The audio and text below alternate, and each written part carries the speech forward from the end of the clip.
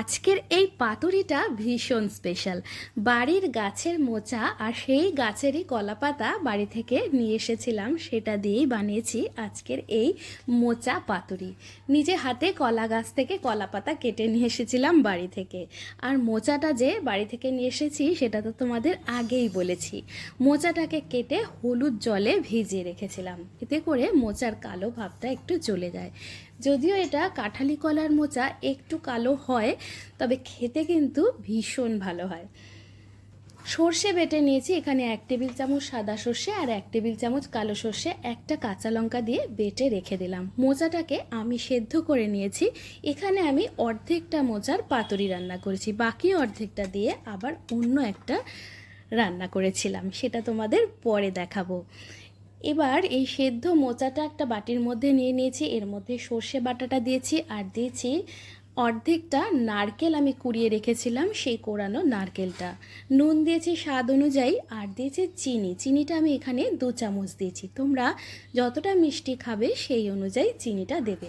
তবে এই মোচা পাতুরি যেহেতু নিরামিষ মোচা পাতুরি, একটু মিষ্টি মিষ্টি খেতেই বেশি ভালো লাগবে। এরপর এর মধ্যে দিয়েছি 2 চামচ সর্ষের তেল। এবার হাত দিয়ে সবটা একসাথে খুব ভালো করে মেখে নিতে হবে। কলা পাতাটাকে ভালোভাবে পরিষ্কার করে ধুয়ে নিতে হবে। পাতার মধ্যে কিন্তু অনেক নোংরা থাকে, ঘষে ঘষে সুন্দর করে ধুয়ে নিতে হবে। তারপর পাতাগুলোকে আমি এই রকম সাইজের করে কেটে নিয়েছি। গ্যাসের ফ্লেম অন করে পাতাগুলোকে একটু সেঁকে নিতে হবে, যাতে করে ভাজ করার সময় পাতাগুলো ফেটে না যায়। এই সেঁকে নেওয়ার কাজটা কিন্তু তোমরা তাওয়া বসিয়েও করতে পারো। ডাইরেক্ট ফ্লেমে এইভাবে পাতা দিয়ে করতে অনেক সময় অসুবিধে হয়, হাতে লেগে যেতে পারে। এবার পাতাটাকে এইভাবে নিচে রেখে তার মধ্যে পরিমাণ মতো মোচার পাতুরি যেটা আমি মেখে রেখেছি সেটা দিয়ে দিলাম। তার উপরে দিয়েছি অর্ধেকটা কাঁচা লঙ্কা আর সামান্য একটু সর্ষের তেল। এবার এইভাবে যেভাবে পাতুরি ভাজ করে আমি ভিডিওতে যেভাবে দেখালাম সেইভাবে ভাজ করে নিতে হবে। একটা টুথপিক দিয়ে আমি এইভাবে সিল করে দিয়েছি, চাইলে এটা তোমরা সুতো দিয়েও বেঁধে দিতে পারো। ব্যাস, পাতুরিটা আমার গড়ে নেওয়া হয়ে গেল। ঠিক একইভাবে আমি বাকি পাতুরিগুলো গড়ে নিয়েছি। এখানে আমি যতটা পরিমাণে মোচা নিয়েছি তাতে আমার 4টে পাতুরি হয়েছে। হালকা হাতে এভাবে ভাঁজ করে নিয়ে টুথপিকটা গেঁথে দিলেই পাতুরিটা রেডি হয়ে যাবে সেকার জন্যে। পাতুরিগুলো গড়ে নেওয়া হয়ে গেছে। এইবার গ্যাসের ফ্লেম অন করে একটা তাওয়া বসিয়ে দিয়েছি, যে কোনো আয়রন তাওয়া বা ননস্টিক তাওয়া হলেই হবে। 2 চামচ সর্ষের তেল দিয়ে দিলাম।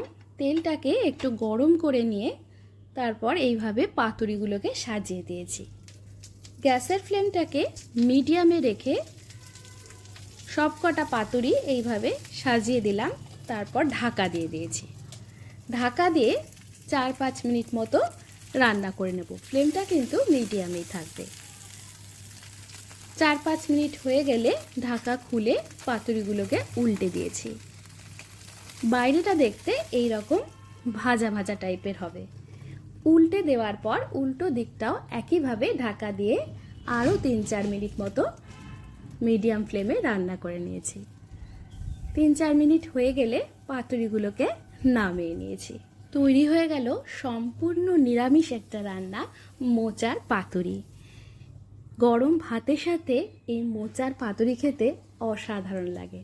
তোমরা কারা কারা বাড়িতে এইভাবে মোচার পাতুরি রান্না করো আমাকে অবশ্যই কমেন্ট করে জানাবে।